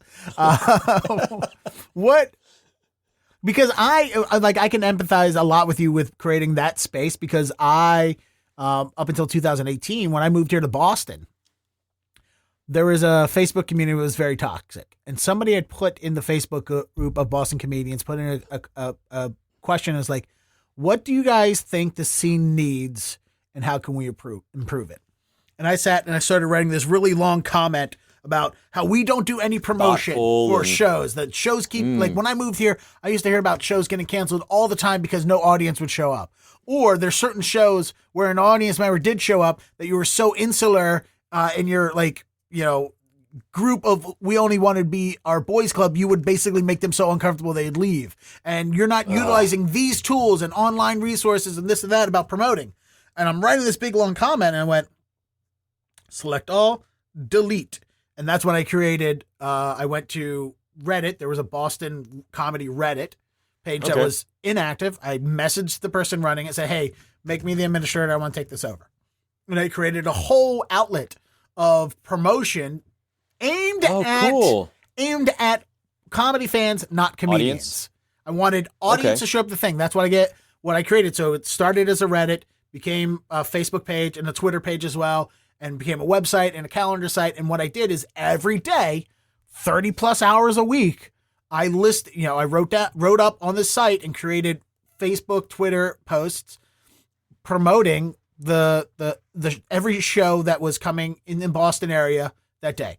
On like New Year's Eve, I would write a big, huge, long page about all the New Year's comedy shows. Wow. And all that stuff. And I would work diligently on creating this promotional outlet that worked, for the most part. But I also had to fight against comedians who were like, for whatever reason, comedians who were saying like, oh, I'm doing this for money. What money? I pay for the website myself. I don't charge anyone advertising. I don't even have ads on my own website yet because I can't get to it to the point to monetize it yet. I mean, there was plans to monetize this thing so I can make it a job. I just never got that far. People offered me money for promotion and I turned it down because I want like the Wilbur Theater, which if you listen to enough comedians, they all talk about the Wilbur Theater because it's usually the first theater most comedians do that they could sell out. So that's here in Boston. They reached out and contacted me personally and say, hey, can we pay you to prioritize our promotion? And I went, no. I want everyone to have the same equal amount of promotion. That's why I did this because we have similar shit on this. This is super fascinating, by the way. I love learning about this. Yeah, and what I told them was like, occasionally give me free tickets to give away as promotion. That way I'm adding value to the scene because if you're following me to win tickets, shit for yourself. You're going to follow. Well, I didn't want the tickets for me. I wanted to give them away to people because I can do a Twitter contest, give away free tickets. And if you're following my Twitter account because you're going to win tickets from the Wilbur, there is a chance you're going to see information about another show and you're going to go to it. Like tell your friends about it and share that. And and then I end up giving up because I just had to fight with so many comedians like, oh, you're just doing this. You're holding this over other people's head to get bookings. I'm like, I've never told anyone. Show me one conversation where I had with somebody where I was like, you should book me or I won't promote your show, or you should book me because I promote your show. Show me one conversation where that happened. And just after so much negativity, like so many people would just refuse to I would message people like, hey, who's going to be on your show this week? I want to tag all the comedians in it. And they would just not reply. And it's like, after all that, I just gave it up. And I gave it up right when I lost my job, which is when I should have doubled down on it and then tried to make it and try to monetize it. But instead I was like, I give up. This comedy scene doesn't deserve this level of work. And just like I had a list of all open mics that were in the New England area that I personally kept track of my own self.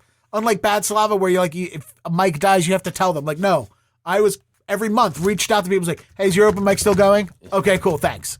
Every couple of months, I reach out to people, make sure that the information was up to date.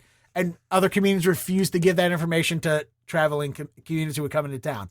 I would talk to comedians like, oh, is this your site? Yeah, people told me that you're an asshole, this and that, but you're fine. And this is a great resource. And I don't understand why. And it's just jealousy or I'm not, just was unliked from the beginning, whatever. I respect the fact that you called it, honestly, that you were like, you know what?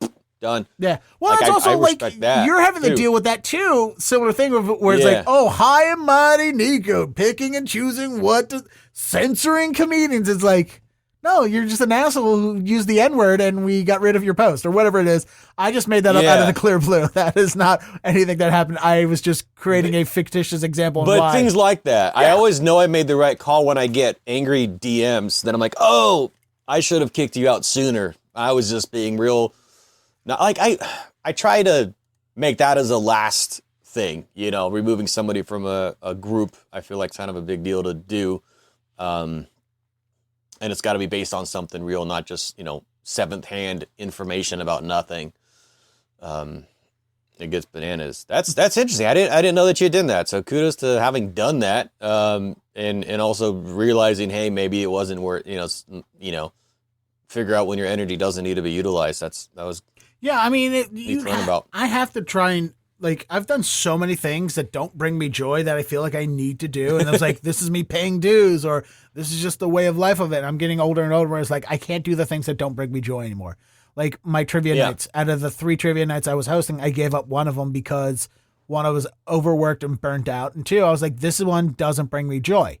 It's becoming a dread. It's not as successful as I wanted to be. I don't get along with the staff at the place as much as I do my other places. And I could use the money, but I am going to give it up. And that's why I fight so many.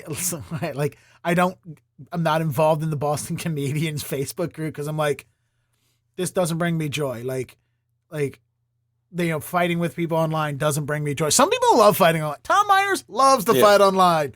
And you're like, more power to you, Tommy boy. All right. That's fine by me if that's what you want to do, but I have no interest in that anymore. And I can't imagine you, somebody who's a positive influence that, is, let's say you have a happy-go-lucky attitude. You're plucky, like that I think that describes your general demeanor as just being a positive person. I can't imagine the dread you have to go through every time a Facebook comments section gets out of control. And you're like, okay. It's like, how do I push on this? Yeah, luckily I feel like it's been less of that in the last year or so. But I feel like there were some very stressful times. How do you feel about the people that just join the group that have no interest in actual what the group was, which was a resource for comedians to do online shows, and just people who are like, oh, I'm a comedian, I have to join this group. What's your opinion on those that's people? interesting. I'm glad this is interesting, and you might have different views, and a lot of people do, and that's fine. I got a realization that it's just, I'm going to run it how I'm going to do it. I love it. I think it's the evolution of it. So like when someone posted their day, like Dante Barnett posted their day, like, hey, I love this when it was just, 7 people. No, they didn't say exactly that, but you know what I mean? Like, I saw the post. When it was, and it was dope. I agree with him. I kind of liked it when it was like, it was just a community of Zoomers. Me and you and a half other people, and we're like, hey, let's just talk and tell jokes. And it partially was like, comedy is a big part of it, but also we're just people trying to connect and hang out. So then, like, let's just hang out afterwards and let's just talk about whatever's going on. And we're just shooting the shit. And that was some of the best moments. And in live comedy, as we know, that some of those best moments are the after hang and going out after and getting dinner at 2 a.m. or whatever the hell. Like that's the magic right there, on top of the performing and whatever. Yeah, during the which pandemic, we knew I on most realized Zooms is just to each other anyway. Was the hang. The after show hang was... It was the best. That's just chilling and bullshit. And I had just gotten a taste of it. I had just gotten a taste of it, which is weird too, because I was also like, I only want to do comedy when I travel for work. At home, it's home time for my family. But how do I get comedy out there? And how do I help? I want to perform and have my friends who aren't in these other cities see it. So I was thinking of like Twitch and these different things, and then just all this shit happened. But so you're asking about what I think about people just joining. I think it's great if you're. In my view, it's the right group to join if you are a comedian, an aspiring comedian, just like someone in the stage of like, oh, I'm thinking up some stories and I want to go do jokes, or even just a really big fan of comedy. And I'm fine with some of that. And some of the people in the group are personal friends of mine, like people in the group that aren't comedians. A lot of them are just friends of mine that I'm like, I want them to see what's going on. And sometimes they'll comment and I'm like, fuck, I love you, but... The person I almost want to like tag that person. People know, they're not a comedian. They don't get it's okay. Like, here's a little badge. Like, they're great. I'm happy they're here. Here's the visitor comment badge. They're wonderful people. I love them, and they're their heart's in the right place, but their perspective on this is going to be a little different than yours because they're not doing this. But I still want them to go watch your Zoom show and watch my live or your live shows too, whatever. So yeah, I think it's great. I like that. And yes, I do miss, just like anything, like when we were just a crew of people that were just doing that was cool. But now it's so much bigger because I feel like I knew that at some point that was going to happen. And then now it's going to translate to live where I can go, you can go. Anybody who's actually been a part of it and really kind of gets it, and even really new people that can go pretty much anywhere and find someone who can connect them to someone to connect them to someone to do a show and do a comedy. Like, and that to me is freaking awesome. And it's just going to become more of that. And people shit on me sometimes for like letting so many live things I'm like, dude, the world changes. Yes, this is how we started. It was Zoom. I started it because I wanted us waiting for us to connect. But eventually we knew someday it was going to be, live comedy is going to happen again. So I try to just make it so that it's still helpful for doing live stuff too, regardless of where you're physically located. So you're going to see people post about shows somewhere that you're never going to be, but someone's looking at that post and might use that as a lead of a show they can maybe get on or go see that show. So see, that's where you and me differ, and it's your page and it's your group. You get to do what you want. Yep. But this is where, like, the amount of times I've had to delete a comment that was going to post of, why don't you go to one of the other 1,000 other comedian groups that have answered this question? Like, this is for this. And that's because I happen to be very, myopic on certain things, and like, I'm also a purist. I'm also like this for like, if somebody wanted to talk about their live band in the Displaced Comedians, I would flip my lip and be like, that's not what this place is for. Like, that's it's so for funny. Comedians doing Zoom. Like, that's because that just happens to be the way my brain works. Thank God I'm not in charge of it. However, the weird thing is, like, when I hear somebody go to Displaced Comedians talk about, hey, do you guys think this would be a good first bit to do on my first open mic? I'm like, get out of here. But at the same time, when somebody would come to my Reddit, even still, I occasionally keep an eye on the Reddit where somebody'd be like, hey, I'm thinking about doing comedy. Where's a good place to do an open mic? I'm bend over backwards to tell them where good open mics are. Because in my mind, that is the forum for that. Whereas Displaced Comedians, like, where's a good place to go to open mic in Minnesota? It's like, that's not what this place is for. Go find Minnesota Facebook comedy group. Like, and that's fair. In my brain, in my damaged, broken brain. So I get that. I get that perspective. I have different views than you on this. You do, and I see your view, and I also agree with you at the same time. That's why it's very tormenting for me. It's like, he's just being helpful. He wants to be nice. Like, Dennis, just let Niko be nice. So that's funny. Let's let Niko be nice. Should be a fucking thing on that. So here's the thing, though. There's going to be so there is all the regional groups, and I highly encourage everybody to join the regional groups. And that's how this started, is because I had traveled and joined these groups, and I saw this person's doing a Zoom.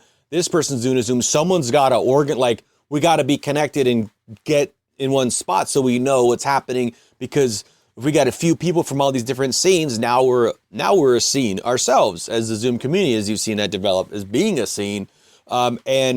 But there's still, obviously the different locations. So that person asking about where to do an open mic in Minnesota or whatever the hell, I'm hoping that somebody there comments the group to go to for that, and possibly some stuff that they're doing there too. So is some of that going to be a little redundant? Sure.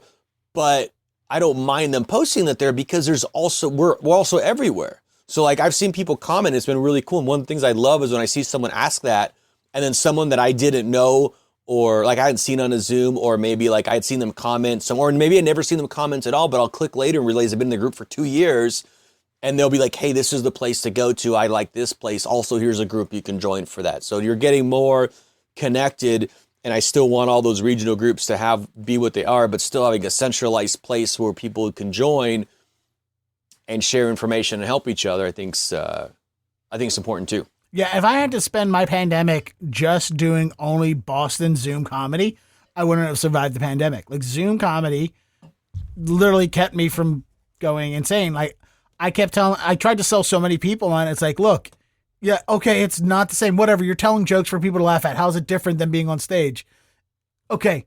Also, at the same time, I'm willing to admit it's methadone for a performance addiction. Like, it's not the real stuff, but it'll get you through. No. And Boston basically shut down. Like, how many comedians from New England did you meet during the pandemic? Not very many, because they refused to do it. Yeah. And the few things that were happening here were just sad.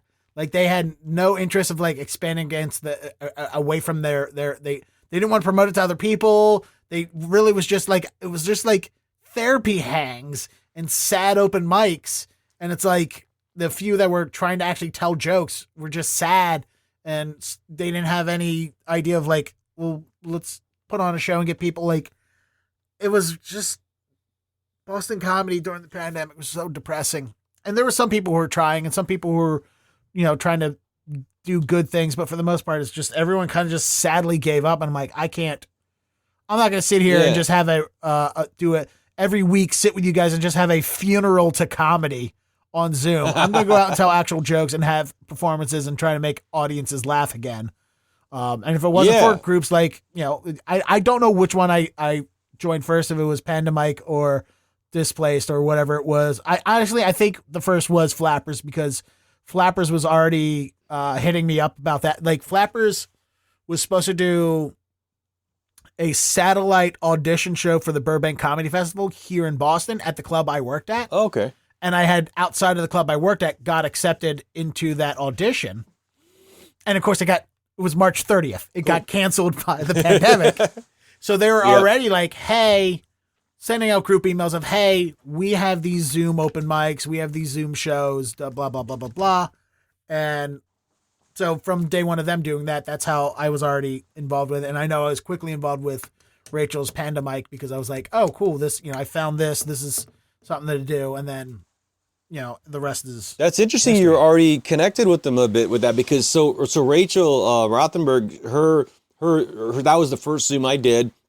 I had seen a comedian who I had met in Tacoma, Washington, which is somewhere I traveled quite a bit for work. And that's where I did a lot of the stand-up that I've done to that point.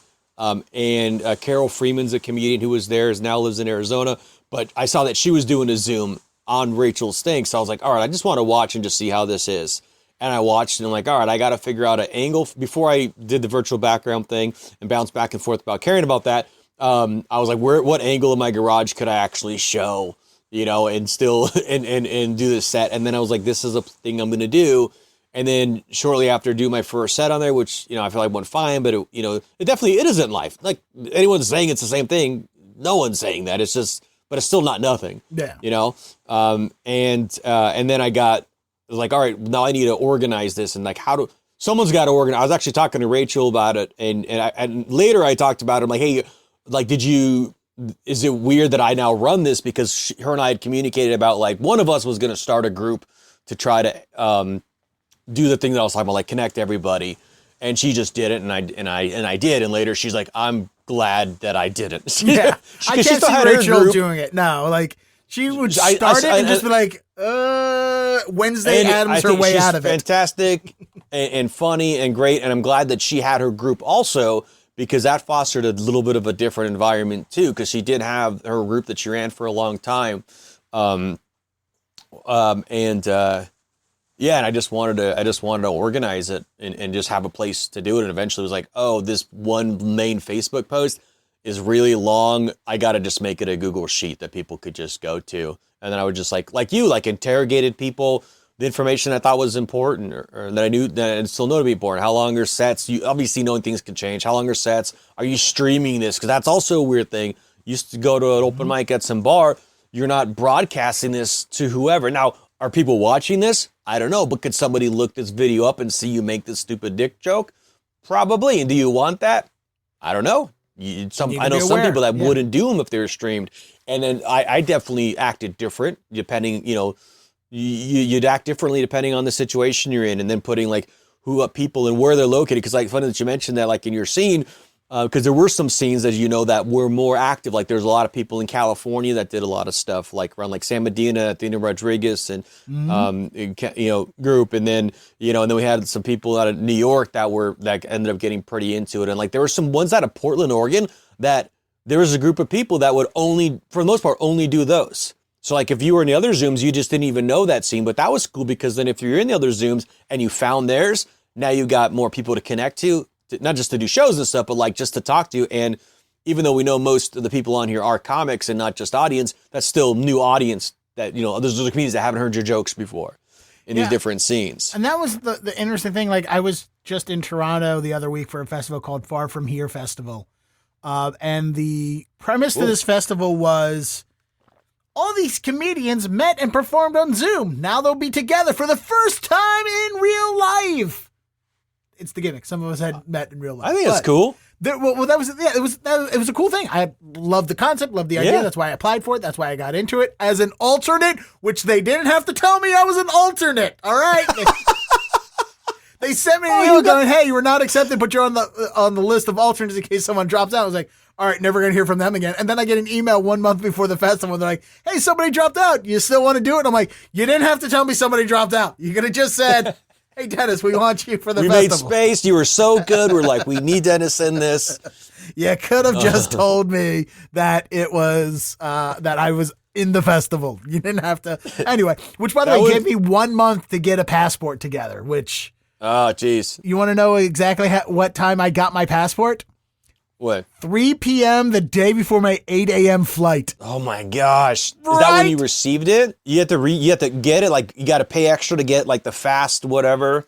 Oh. Yeah, it was Stress. it was an ordeal. Like I got it the day before my flight. And trust me, if your story about your first open mic made you nervous, me telling you that I got my passport, what's that, 12, 5, 17 hours before leaving the country, that's going to someone who travels like you, that's going to make you nervous. You can't cancel that flight in any plan. So did you get to meet some of the people you I Zoomed did. with? I think you did. I remember some of the posts about it. This is one of the big, this festival is the one where I knew the most amount of people. I love this so much. This is like the magical treat we get. Right? Like, North Carolina was a festival where I knew people, but there were so many people in it that it was impossible for me to know the amount of people in it that a large amount. And I made a lot of friends from it. Some of them were, I've seen it other things since then. But this one was like, so it's nice. I've done so many festivals where I don't know anybody. So I'm going alone to a city for 3 or 4 days, and I have to figure out getting around. I have to go out and make friends, and then organize events to try and like, hey, I'm going to go to this thing tomorrow. Does anyone else want to come along? So we can do group activities and stuff, and I can hang out and get to know people. I didn't have to do really any of that in this one. Things were already planned. I just had to like, can I tag along? Or, we were already friends. And we were all like, all right, so what are we all going to do tomorrow, gang? Which was nice. It was nice to like be in a different city and get to experience the city with friends. Unlike Dude, just hearing this, I'm just getting so happy. This makes me so happy. Yeah, and like I got to meet Kelly Zemnictus. I got to prove I got to prove that Kelly and Desiree both, in fact, do have legs. Like it was nice to see both of them. And I think if you know Desiree, that's probably a mean comment, but no, she has them. Yep, and she has them. Yes. I get to see what her wheels look like. All right. Anyway. That's so cool, man. That makes me so happy. Yeah, and that's you gotta have some similar experience to that with the amount that you travel. That when you go back to a city you've been at, you've now been doing it long enough to where you're making friends. Well, dude, even when you started going back out, you were doing the like, I finally get to meet insert Zoom friend here in person. Yeah. Dude, it was so like it's interesting because I've had different versions. I've had the version of where I've met somebody who like I didn't even know at all, which is crazy. They just happened to be in the group, and I never like communicated with them, but they were like, hey, they enjoyed the group and they made friends in it, but also just like, hi, this is a neat way to connect. I'm like, oh my gosh, thanks, thanks for being in, and appreciate their appreciation of just being a part of it. And then seeing people that I did know, and like I've had people that have like come to town, like Danny DeLuca, Jackie Pearl, Gretchen came out. I would mess up her last name if I said, we're doing some shows in Boise, and then I went and I swung by their Airbnb and brought my 5-year-old daughter and said hi to them and stuff. So they might have seen on Zoom. I'm not sure if they had or not, but just really cool. And actually. Danny, got me a guest spot on a show when I did I was at a trade show in Sacramento, earlier this year, and she helped me, get a spot on a show that I got to do with her, and then run into, Henry, why am I brain farting on his last name? Henry did the midnight movies thing or whatever, but it's another person I had Zoomed with a bunch, who was really fun. And the person who's going to leave a comment on this going, how could Niko possibly forget my name? I don't think Cruz is the right last name because there was a different Henry Cruz. But there was but then I was at one in Tacoma where a guy who I'd never seen comment or had remembered that. But he was like, dude, that group like saved my life, and now I'm doing all these live things, and I didn't do comedy before. And he had just done like a great set at this like kind of more like a divey bar kind of regular open mic kind of place. But I just had no idea. But just after the mic, he came up and said hi, and I was like, holy shit, that's awesome, because I don't just people that I didn't even know were there. It's been really cool. So I've been very fortunate to be able to experience kind of that whole range of things and getting to connect with people, and it's been pretty fun, and I think it's going to keep being fun. Yeah, it's nice making friends in other cities when you do comedy. Like it's because it's a shorthand we already have. It's a thing that we already have in common with each other, so it makes being friends a little bit easier. And even if they're not somebody you see all the time, you can literally just be like, you already have something in common. So it's like you already have something to talk about. You always have something to relate to. You always have something to commiserate to. And it's, it's almost like, having, like you just pick up where you left off. It's almost like having a very old friend that you've not really known that long. Yeah, that's a good way. That's a good way to word that. And like everything, we just want to be connected to each other. And now we are. And I feel like the treat of the people that have been doing this for a while are like that experience you had. Getting to see Kelly and Desiree and other people who you've certainly connected with in this weird, bizarre time. And now you get to do stuff in person with, and that always excites me to see pictures of people doing that. You know who I saw by surprise? Ashwin Singh. Was it? Oh, awesome. Yeah, I went, me and a comedian from West Virginia were the only two at like late night. We're like, let's go out and do something, gang. They're like, we're tired. So we go to this late night open mic, and I'm sitting, we both go up and we do whatever. Of course, the host, here's a couple people from America. And I'm like, shut up. And then a guy's like, white guy from Boston up next. I'm like, I live in Boston. I'm not from there. Please don't tell people that. I hate that city. And we're sitting here, we do our sets, and I just hear, all right, come up next is so-and-so, Ashwin Singh. And I went, Ashwin!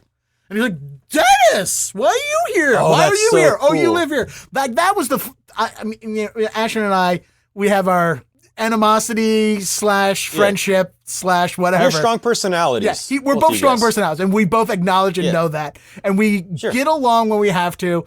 And we have, commonalities that we like, but also we both hate each other at the same time. Like we're the bestest of frenemies. But in that moment, we were both excited to see each other. And I feel like some of those things drop away when you're a person. I think a lot of those things are just like, who gives a fuck? Let's just hug. Who cares about any of that shit? Which he did. And by the way, dude, we're humans. The amount of people I elbow bump, like, oh, I don't shake hands, elbows. Like, okay, here, elbow. Yeah. Okay, all right, I'll do the distant one-armed hug, and I'll turn my face away so neither of us breathe each other's airs, that I still do. Not with Ashwin. I saw him, I literally just bear hugged him, and I'm like, Ashwin! That's what you do. Yeah. That's awesome, man. I'm glad you had that experience. I may have also been drinking, so. Yeah. All right, so the final thing is a man like you who travels as much as you do. What are Niko Lukoff's travel hacks? Because I want to say this week, I'll give you a couple seconds to think about all them, because this week alone, I know the amount, I just learned, or canceled flights. Oh, have I been looking into canceled flights and booking booking upgrades and giving up your seats and stuff? Because I saw a Twitter thread the other day of apparently at JFK on Christmas, one of the gate people were like, all right, anyone willing to give up their seat will get a $400 credit and blah, blah, this and that. And then just somebody was sat there and went, more. And they're like, all right, 600. And then became this weird bidding until some old lady walked away with $1,100 and some other stuff. Ooh. And I'm like, you can do that? Because when I've never been asked for the give up on all the times I fly until Toronto. I was getting emails and they're like, hey, we'll give you $300 credit if you give up your seat and delay your flight. And I was like, oh, there's only 210 round trips, so I'm making $90 credit. This will pay for my LA trip in 2023 that I'm planning. I should do it. And I didn't do it. But I didn't realize that I could also just argue my way up to, I didn't realize I could go up to a gate agent and be like, all right, for $1,500, a hotel stay and a food voucher and a reflight upgraded to first class, I'll give up my seat. I did not know I could do that. I didn't know I could negotiate that way. Did you? Did you know that? So I'll be honest with you. I gotta say, that's a scale of travel hack that I was not sharing. I'm not that exciting. That sounds awesome. I have had one time though, if anyone offers you a food voucher, verify the value of that first. Cause I've had a flight where they were like, you're going to go the next day and, stay at a hotel, And I'm like, okay, I'll get some credit or whatever. But then like, here's a food voucher. And it was like $7. I'm like, you can't get anything. Oh, you can like, buy this is insane. You can buy half a Starbucks drink at the airport for $7. Right, and that was bullshit. That was years ago. But the stuff I liked. So a couple things. This is gonna sound weird. I don't care. Toilet paper. Nobody cares about your comfort other than you. Nobody. No hotel cares about how. So I'll generally travel with quality toilet paper. I will bring my own toilet paper, generally Charmin, something like a roll a day. Not because I need a roll a day, but sometimes I'm going to towns or I'm going to a hotel each night, and then I might forget a roll on there right when I get in. That's the first thing I do when I get in the room is I switch out that toilet paper roll. Really? Because I'm a crap. I use I at home by Scott. I buy the cheap toilet paper, but I use the man, or not man, but I use the wipes. That's my thing. Oh, the like baby wipes. Yep. Kind of thing. Yep. And then I'll bring those with me too. Just a lot of times, just because like I'll be driving and I'll end up being like eating some food or something in the car. And then the other thing I like to do, which now doesn't sound nearly as impressive, but at the time when my wife told me about this, I got really excited. Was the curtains. So before I go out to do whatever show or mic, whatever that night, close the curtains and use the clip, because there was always that little crack that brightens up the room. If it's not like the ones that go up and down, it's the ones that just go to connect. So using one of the hangers that has the clips in the closet and using that to clip that shut. And I was like, oh my gosh, this is amazing. So between that and toilet paper, I'm like, I'm set. I can get through anything. Brad Sherwood, who is from Whose Line Is It Anyway, when I interviewed him and asked him for travel hacks, that was his hack. So you're in good company with that. One's like, you sleep so much during the day and the sun cracks in, you either bring duct tape or use the hotel pant hangers to close your blinds and get total darkness.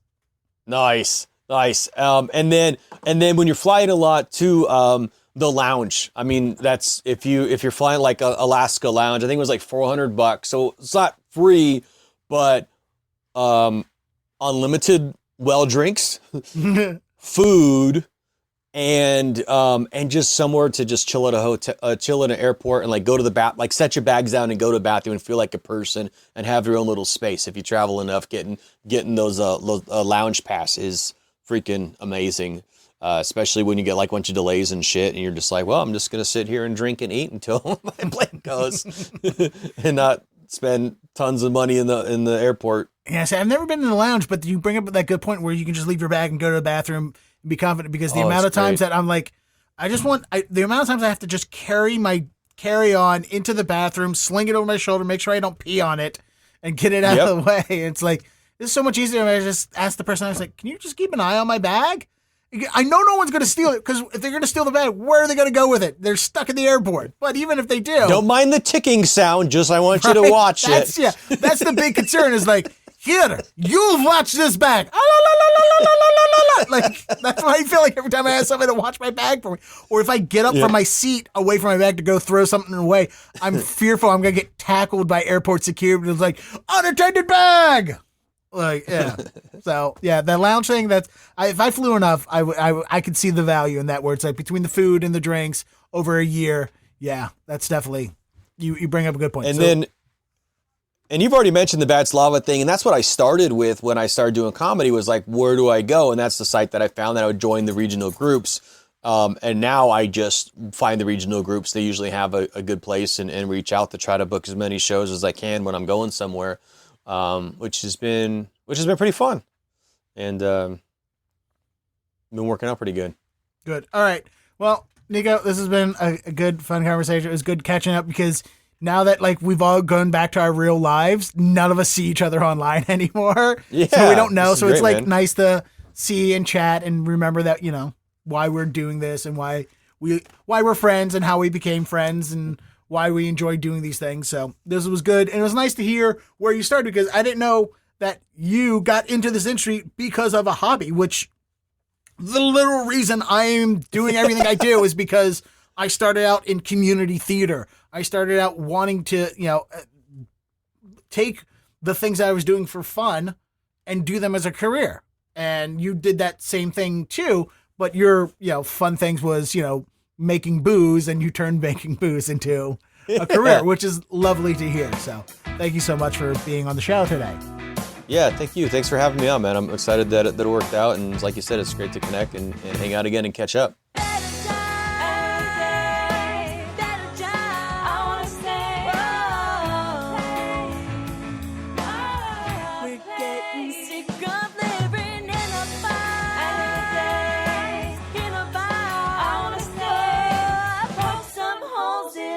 Time.